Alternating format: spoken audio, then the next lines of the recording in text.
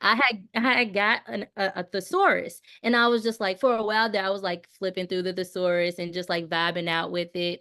And when I initially made my Bookstagram page, um, it was more so for like my poetry that I was writing heavily back then, and then I would share like books occasionally, and then just whatever was transpiring in my life because I was living in Hawaii at that time. And so again, it was during COVID, so it was a way for me to like bring people from home into what I'm doing like thousands of miles away. So I discovered the word. I'm pretty sure it was in the thesaurus. And I was just like, this is me. And I was probably like writing something that felt like sometimes like as a poet, you're writing these things and it's like, is this really my voice? Like, who is this person that I'm tapping into? And I had to start like embracing like all of these different versions of me. And I was like, I'm an eclectic. That's me. And I relate to you a lot because that's kind of how I draw from learning. So I'll, especially even being a founder, I have to draw from all different personalities and characters and ideas. So, and I know Steve Jobs kind of talked about that too, is like being a really good remixer. So like kind of like even when it comes to eclecticism, you bring in a lot of taste. And then out of that, you bring your obviously your soul and who you are as a person. And when you create art, it comes from all these different, you know, things that all these different tastes that are in your style. I was just gonna say, like, I think that's like a really good point of like saying it that way that like we're remixing a lot of things because I think a lot of times we kind of get scared to admit that we're inspired by other people. And it's almost like, oh, you're biting someone's swag or you're trying to, and it's not necessarily that. Like, we are meant to like bring things out of one another. So I may have seen you do something and I'm like, oh, that's really cool. I think I want to try it, but do it a little bit differently. I think that should be embraced a lot more, which is what I really try to do with my platform because it's just like whoever you are, like just be that, but also be willing to learn from all of these other avenues and people and art that presents itself to you. Yeah, I agree with you. There's like a big difference between just like flat out copying and then like that remix of style that we're talking about, where you take a piece, but you do it in such a way that's so unique to you that people go, "This is transform. It's transformed. It's something completely different. It's a new style." So, talk to me about some of that, like those intersectionalities, like being black, a woman, eclectic. Like, how do you kind of balance all these different backgrounds into in your personal style?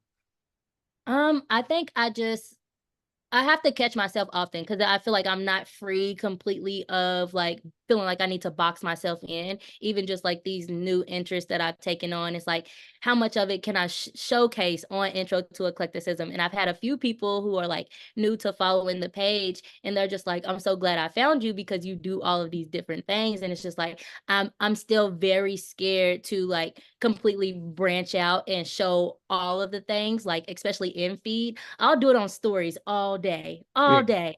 But when it comes to in feed, it's just like, are people still gonna love me the same? Like, are people still here to see like what the page was initially designed to be? Like, where I am showing all of these eclectic sides of myself. So that's something that I've really been trying to like work through lately. But I also just in my everyday life just try to embrace all of these other parts of me and just who I am as a Black person, as a woman, and as an eclectic. And like I do it down to the way that I dress. Like one day you'll see that I'm dressed a certain way, and then another day I'm probably wearing all neutrals, then it's colors, and it's just like just try to like lean into the person that I am each and every day, and try to remove the boxes whenever I can.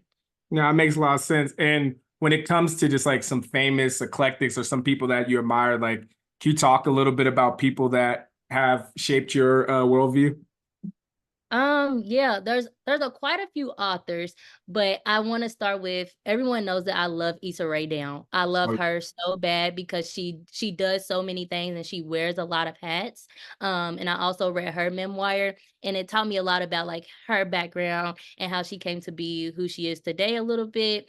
And just like forging her own path no matter what the naysayers say. Um, I really admire her because of like she embraces her natural hair for one, and then she also is a writer, a producer. She owns a coffee shop. She just does a lot of things. I also love Janelle Monáe just because like when she first came out, like everyone tried to box her in. And so, you know, when The Age of Pleasure dropped, she had a lot of like flack because they was like, why are you appearing on the internet with your breast out and you used to dress like you were a maid? And it was like she did that to pay homage to her family and, you know, where she came from and all that she is. And so now she's able to, she's like, I've done that, like I've done that, and now I can embrace these other parts of myself. I can embrace my sexuality. I can embrace all of these things that make me Janelle. And so I really love her for that. Um, and then authors, I feel like there are so many to name Go that just ahead. do it right. But um I'm very obsessed with Audre Lorde. After reading Sister Outsider with my book club, I feel like that was a life-changing book for me personally. And a lot of people in the book club really enjoyed it as well. But she really touches on like all of the intersectionality. And I think we can also consider intersectionality like part of being an eclectic because it's taking all of these parts of you and allowing them to coexist and not trying to like put them on the back burner. So she did a really great job with that. If you enjoyed that clip, make sure you head over to www.bookupapp.com to download our app so you can connect with your favorite bookish content creators, start conversations, and start your own book club.